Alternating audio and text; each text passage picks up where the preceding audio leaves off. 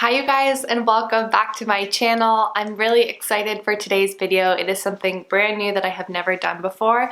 I have a brand founder on today to talk with you all about her brand and a little bit about her background, and that is Tiila Abbott, the founder of Aether Beauty. You guys know I'm a huge fan of her Rose Quartz Crystal Gemstone palette. I reviewed it, so you guys can check out that video. And I recently got my hands on her new palette, so I've been playing around with that, and you saw that in the New Year's Eve makeup tutorial I did. I just wanted to pop on really quick before I roll into the actual footage on the day to sort of introduce this video, tell you what's going on, and let you know that there are kind of two ways to watch this video. So as you may have noticed, this is a long video, and that's why I want to give you many different options for watching. So if you enjoy long videos and you can sit down, watch this, have a snack, all of that good stuff. If you are someone who doesn't have time for a long video or is specifically interested in one topic that we cover, I'm going to put down below time marks of each different topic. We had a lot of footage and a lot of questions that we got to, but I kind of picked and chose the ones that I felt like were most important. So we're going to be covering her background today, and then we're going to go into two parts of the brand that I find really wonderful, which is how inclusive it is, and then the sustainability aspect, both in packaging and sourcing ingredients. And then finally, we'll go into some brand new products that are coming out, and then what you can anticipate coming out past that. So she's going to tell us about new launches and what she's working on in the lab and all of that, which should be really fun. So like I said, all of that is timestamped below. And then the two ways that you can actually watch this video if you do want to do the long haul, or if you're just doing sections, you can either watch the video, although there's not going to be a ton of like dynamic visuals because it's mostly us just talking, or you can listen to it like a podcast and just have it playing in the background. So I hope you enjoy it either way. I'm really excited for you guys to see it, and leave comments down below if you have questions for Tiila. Leave them down below and I will either email them to her and see if she'll answer them, or see if she'll hop on and answer them too. Okay guys, I'm really excited for you to see this. Let's roll into the footage. I had dreadlocks, I went on shore, okay, yeah. I used to sell crystals. Oh man, like, I love it. Yeah, Okay, you are made for San Francisco. Literally, I know. Hi guys, and welcome back to my channel. As you can see, I am not alone today. We are very, very lucky. The founder of Aether Beauty, Tiila, is here with me today. So thank you so much for coming. Thanks for having me. Yeah, of course. We're gonna be talking a little bit about Aether Beauty. I know that I showed you guys, I went up to San Francisco to meet with Tiila a couple of months ago, and we just had a really great time and connected, and I love her brand, I love her products. So I'm super excited to be bringing her here on my channel. And we're, gonna talk about the product. There's actually a new launch, which is super exciting that we're gonna get to see. So lots of exciting things that are coming up, and we will cover it all today. So I think, like, first off, we should just introduce you. Obviously, this is Tiila, like I said. She is based out of San Francisco, and I didn't get a chance to ask you this actually, but how did you even end up in San Francisco? Have you lived there your whole life? I'm actually from the East Coast. Okay. And I moved out to San Francisco about 14 years ago to get my master's degree in both fashion design and knitwear design. Amazing. I interned in San Francisco for a local knitwear company for about 5 years. It was super small, and we had our own production in-house, which is unheard of, especially for a knitwear company. Yeah. But when I was there, the owner actually transitioned everything production-wise to China. Oh, wow. So I went from being able to talk directly to the pattern makers and programmers and like literally the ladies in the factory to having to hop on a plane and go to China once every 2 months. Oh my gosh, what a whirlwind. That must have been crazy. So what was your experience like when you would go to China and you would see all the manufacturing plants, and does that influence what you're doing now? It definitely influences me in the fact that I don't want my products made in China. Okay. Because I work for a small company, unfortunately she had to work with small factories. Right. And so I went to places in China that I could not even tell you where they are on a map. Oh my gosh. And I've seen things that I wish could be unseen, unfortunately. Oh, wow. Yes, so that could be a whole other topic. Yeah. But because of it, you know, I've really learned I really want to support fair trade wherever I can and really support the businesses and aspects that I want to be as a company. So that gave me insight into how things are done in the world and how I don't want to do them. So when you left this fashion company, how did you segue into beauty? Because it seems like, I mean, I'm sure there's some similarities, but it does seem like a bit of a leap in terms of industry. It's totally a bit of a leap, and really am a material junkie. So when I was in undergrad school, when I went to college, it's okay, you can call it whatever you want. School, I have a BFA in sculpture. Okay. And a minor in women's art history. Any particular type of sculpture? Yeah, ironically, I did video sculpture. Whoa, very cool. So kind of creating these spaces, I would create sculptures and then I would do films that projected onto the sculptures and created an experience for the viewer. How cool. Have you always been interested in that? Or how did you even find that niche? No. So I am someone that gets obsessed with things and then like dives deep into it and then I master it as much as I can, and then I get really bored and I never want to touch it again. I'm totally that way too. That was me my entire childhood. I would like the Titanic. I read every single book I could about it, and now I cannot stand anything having to do with it. So I'm totally on that same wavelength. I actually started as a ceramics major.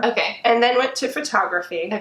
And then I got a scholarship to blow soft glass. Oh my gosh. And then basically I wasn't going to graduate on time because I kept finding these different mediums. And you know, when you're like 20, 21, you have no idea what like you want to be when you grow up. And I was like, you know, in art school, and I was like, this is cool, this is fun, and like, you know, I'll just be a permanent waitress, but that's cool. My sculpture teacher was like, I will count all those credits towards sculpture if you come down with me. And he really believed in me, and we're still in touch to this day. That's so nice. Which is such a great support system as well. When you have people who believe just in your, you know, your ability as a person, especially as a young person, because you just don't really have any way to measure yourself against, you know, the real world sort of deal.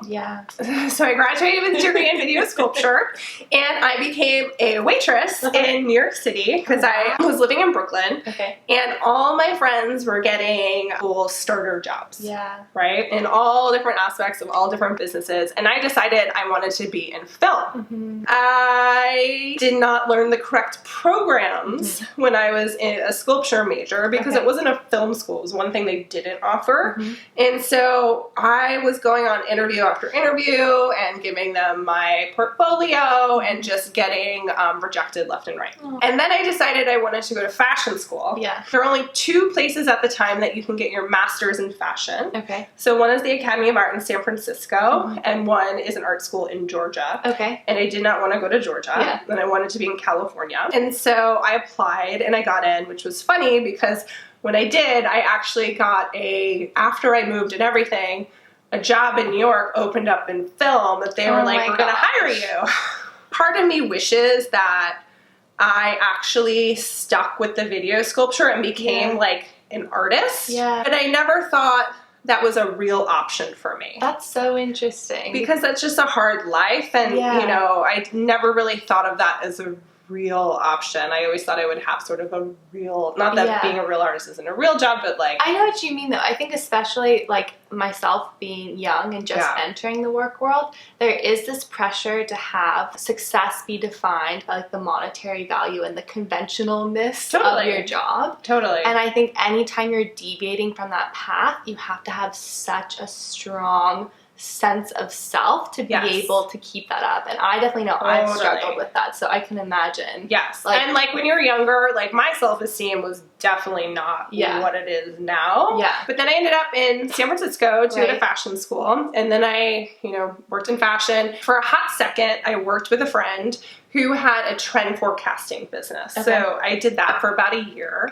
And then I had my old boss was a vendor at Sephora, and they asked her if she knew of anyone who would be interested in a role. So the role was to work for their private label brand, Sephora Collection, and it would be in charge of their accessories. So makeup brushes, eyelash curlers, bags, everything that was not formula. I went on the interviews, but I literally knew nothing about beauty. And I would see that in the interviews. Like, I would bring my portfolio, I would show them everything that I've created and everything that I produced and blah, blah, blah. Yeah. And then they would be like, you know, it depends on who I was interviewing with, but someone was like, what makeup is in your bag? Which, as not being a makeup person, I was like, like chapstick? Gloss? And then it'd be like, what brand is it? What's your favorite, like, mascara? And I was like, okay, just truth be told, like, I have no idea. I'm like, I use a Lancome mascara. Yeah. Which one? I don't know. I wasn't very interested in the role because I did not think I could do it because I didn't work in beauty. Yeah. And they kept calling me in. And you know, when you like don't want a job, you're very chill. Yeah. You don't get anxiety. Always perform the best when you don't want something. Always. And it kept happening. And they kept calling me in. And I was like, no, really. Yeah. Really, I knew nothing about beauty. And then they were like, you know, we don't really care about that. We care about someone who understands, you know, working with these factories, understanding, taking an idea and making it all the way to production to in-store and everything that takes. And I'm like, okay, that I can do. And my old boss, they were like calling her for a reference. And she called me and I was like, I don't think I'm going to take the job. Yeah.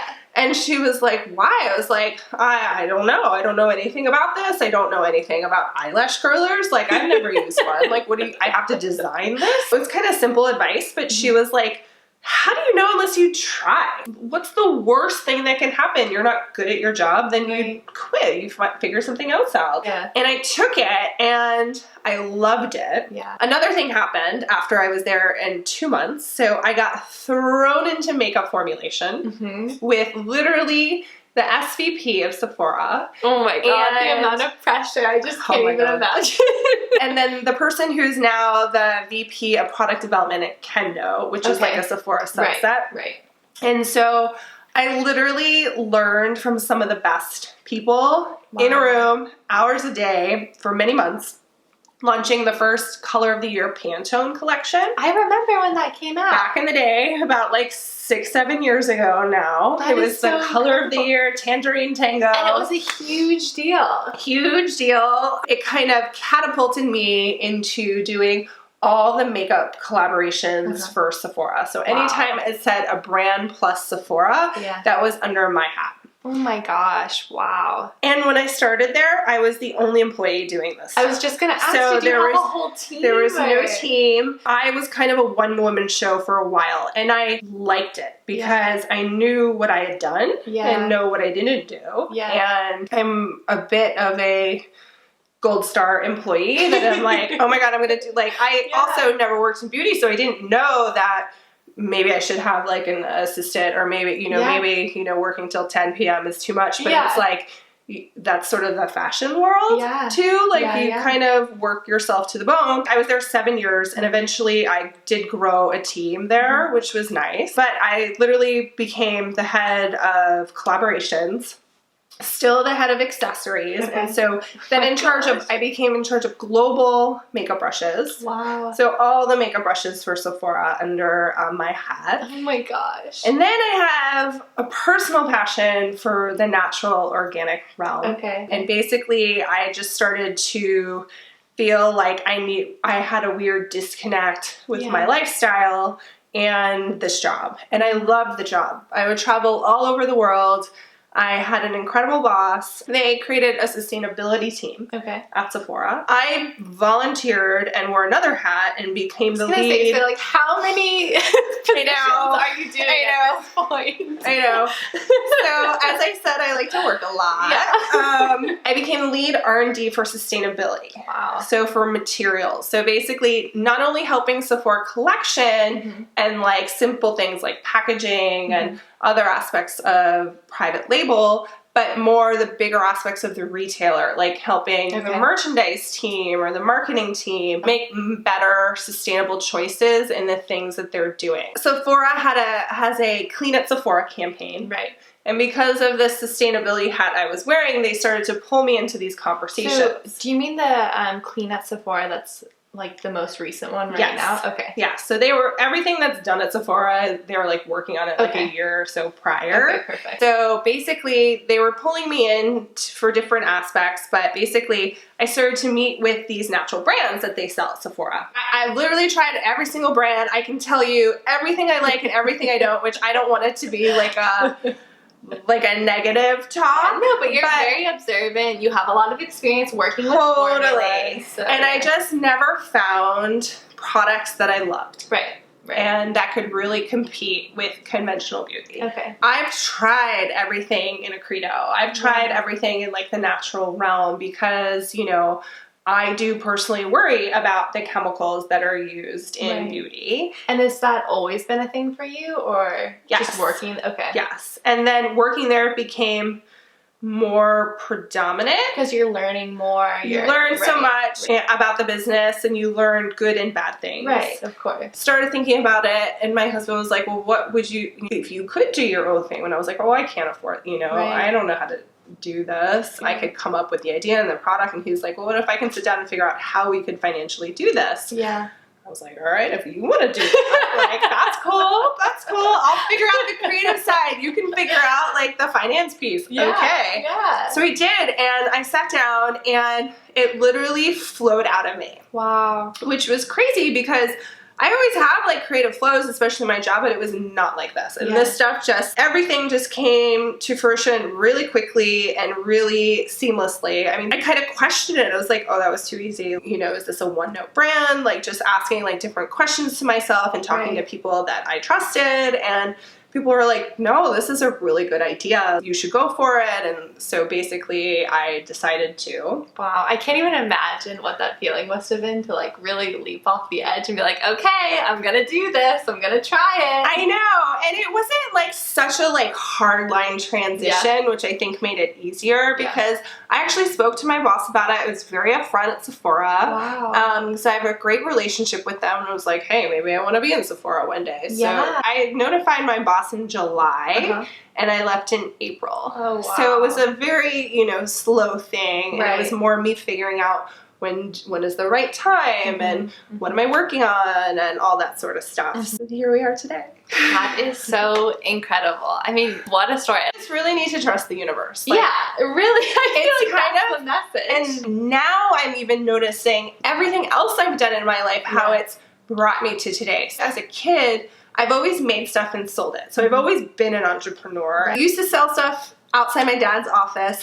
Then I used to have my own like organic lotions that I would make and when I was like 18. Oh, wow. And I did like little craft fairs, right? And I was also a big hippie in high school. So I had dreadlocks. I went on fish tour. I used to sell crystals. Oh man, I love it. Yeah, okay, so you were made for San Francisco. Literally, I know. But the whole crystal aspect, the whole making natural aspect. Well, and then on top of it, I used to always sell vintage stuff on eBay. Okay. So I'm used to like shipping things. Like literally everything, like every little aspect that you need. I was like, this is kind of weird. You know, you just need to trust. And I'm like, this really feels, I've never had more messages ever from, you know, the universe being like, this is what you're meant to do.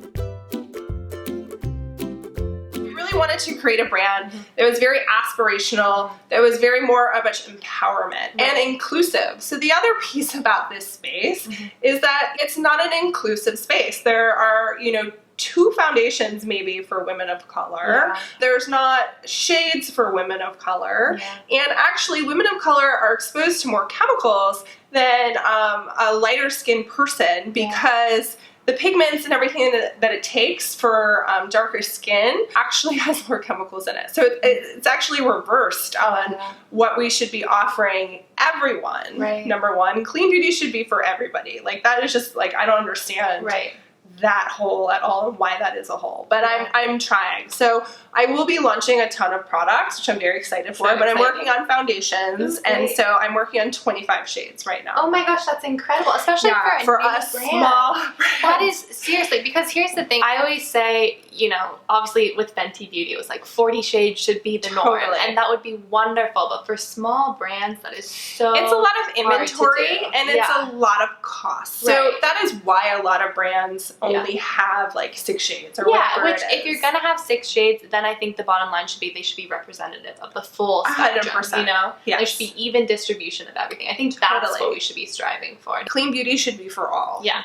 Period. The best thing that we have with when you feel powerless is your votes with your dollars. Yeah.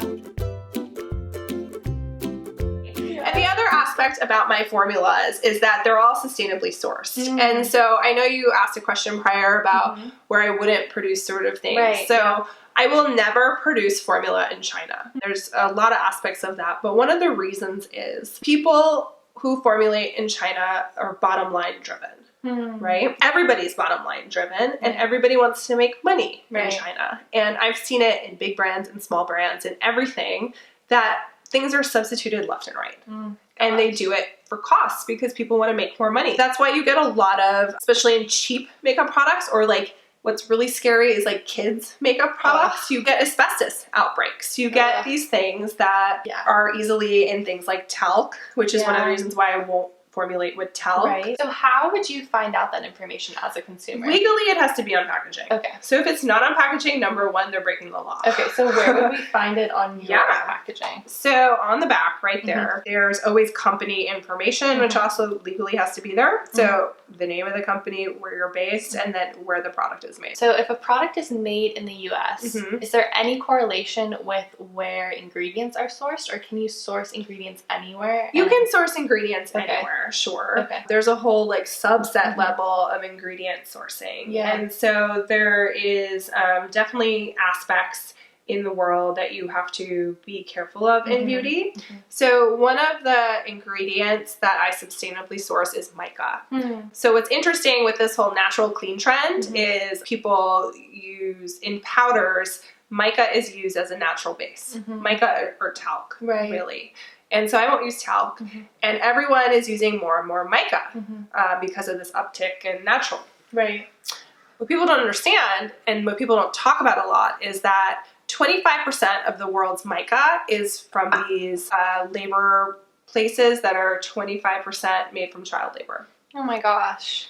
And not a lot of people know it. Not a lot of people talk about it. I had never heard that before. Lush is one of the only cosmetic companies that really talks about it, which is great. Yeah. Sephora as well is very aware and uses sustainably sourced mica. Nice. But if I can't validate the source of my mica, I will actually substitute it for synthetic mica. And so the other aspect of synthetic mica is that A, it's made in a lab. It is totally synthetic. It is completely clean. It is rated a 1 on EWG. And if you know what mica looks like, mica itself, it's like this kind of smoky layer, kind of shelly sort of material, right? Well, if you have it made in a lab, it's clear. So you get clear pigments and you get shades that you wouldn't normally be able to get. So just even knowing that, you actually get a whole other range of shades. And it's actually more expensive than natural mica too, because, you know, human labor costs a lot and all of that. So I always am willing to pay more for materials and sustainable aspects of ingredients that I will pay for. And then the other aspect of the brand is that it's not 100% natural or organic at all. I will use synthetic ingredients and I will tell everyone, like, synthetic ingredients are not bad. They are not bad. East, West, medicine, like, medicine is not bad. Science is great. There's been many, many years of inventions, right? And there are things that are non-toxic. And so if it is a non-toxic synthetic material and if it's necessary and if it pushes some aspect of the formula, I will use it. For my brand, it's a blend between natural and clean beauty with the efficacy of conventional. So, and I think that's wonderful, and I think that goes along with what we were talking about with sort of like fear mongering and stuff like that. You know, you're not coming from that place. You're saying like there can be a balance and you can live in both spaces and still be healthy and happy, and that's okay. You know, I think that's a wonderful perspective to have, because I definitely think, I mean, I get a lot of questions about ingredients on like my social media channels too. And I try and always provide some information or a resource that someone can read, but I never want to say, don't use this. Right. It's unhealthy, whatever, Totally. because so many things change all the time. And on top of that, it does come down to the consumer and like that individual and what their moral and what their values are. 100%. Yeah. People have this fear mongering of ingredients and things stick in their head, but they don't actually have the industry knowledge to understand why it's in a formula, what actually reacts to it, how much do you have to use for that. And so that's sort of the information that I bring to the table for people. Because like, it's too hard to be a scientist, you know? Like, like unless you went to school for it and you like study science. But I have a whole ingredients page on my website, and you can literally link to all different ingredients if you want to learn more about them. I answer questions about ingredients a lot of the time, and you know, I always welcome them and happy to answer any fear that people might have. Everybody always thinks that sustainable packaging is like granola. It looks like very bamboo-y and, you know, is not really cool or aspirational. So I wanted to prove that you can do it in a way that you didn't even know that it was sort of sustainable. So the first product I launched was the Rose Quartz palette. So it's 100% recyclable, which it's not a new idea. It's a paper palette, right? But I did a ton of research on this before I decided to go with this sort of packaging. So I went to a ton of recycling facilities and sort of learned how things get recycled, which I swear to God was one of the biggest eye-openers for me as a human being. Like, I feel like everyone should go to their local recycling plant, because it's actually really interesting just seeing how it works, just seeing what actually gets recycled and what doesn't, because it's literally county dependent. A lot of people were there from businesses, which I thought was great. And so they were asking, what things should we use that's better for the environment? I was like, you know, maybe I do a biodegradable plastic as my packaging. And they said, whatever you do, don't use biodegradable plastic. And I was like, what are you talking about? They're like, we want you to use plastic. And I was like, la, la, la, la, la, what are you talking about? I'm like, who tells people? And they weren't just telling me, they were telling a whole room of people. And I was like, can you please explain more? So they said that there's a problem with biodegradable plastic. Biodegradable plastic has to be degraded in an industrial biodegradable machine, right? So luckily enough, I'm in San Francisco and they actually do that, but many places in the US don't. But they said it doesn't biodegrade in time. So in order for something to be biodegradable or for someone to talk about it, it has to biodegrade within a certain amount of time. But these plastics for like componentry take a long time to biodegrade. If something's in there and doesn't biodegrade into the compost, they take whatever is left and they put it to a landfill. It doesn't even get sorted. Oh no. And then if biodegradable plastic goes into a landfill, it acts like plastic. So it's kind of spun in a way to make it sound really eco-friendly. But it still leaches and still acts like plastic. It still will go into the oceans. It will still not biodegrade. And then they said it also messes up the recycling aspect. Because if you look at, you know, those food things, like a fork that's biodegradable, it looks just like a plastic fork, right? And again, there's nobody sitting there being like, is this biodegradable? Here is this plastic. So it goes into the plastic bins, and then it degrades the plastic that you can recycle. So there's something like only 8% of the world's plastic gets actually recycled. That's so depressing, because you think you're doing something good when you put it in the recycling bin, or you're using those biodegradable 100%. It's just like understanding about ingredients. Like there's so many layers and there's so many things that you're like, what's the point? You know, like it's depressing learning about these things, but it's also educational, and it also really makes you a more informed consumer. And that's more my goal at the end of this, and from my own personal goal is to, like, every time I make a purchase, just look at the packaging that it comes with. Was that really necessary? Like, if you go to Trader Joe's and everything, like vegetables come in plastic, I'm like, is this really necessary? Luckily, I can go to my local farmer's market and pick stuff up and all that sort of stuff, but not a lot of people get to do that. Well, but even like if you go to Safeway, like bring your own plastic bag to reuse instead of like getting one of those that you pull down. You know, there's little things that you can do. And I think your point about just being more aware and being more observant of what's going on around you. Like, I love how in your palette you have that little note about why you didn't include a mirror.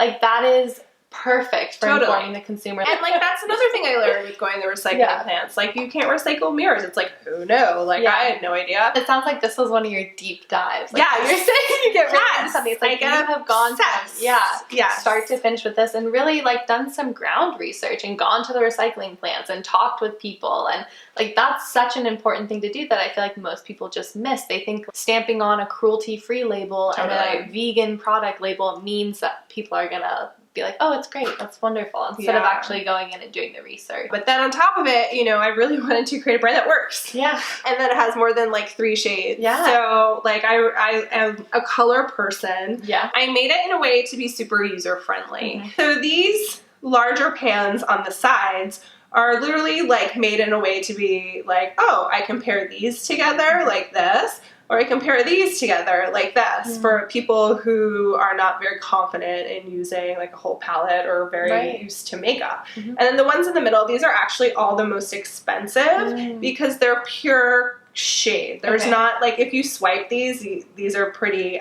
potent, but they're like literally pure sparkle. Oh, wow. And that is the most expensive part of a formula. So you pop them in your inner corner, or you like melt them on your finger for the middle of your eyelid, or you can double these as highlighters, which I also like too. So, are you wearing one as a highlighter right now?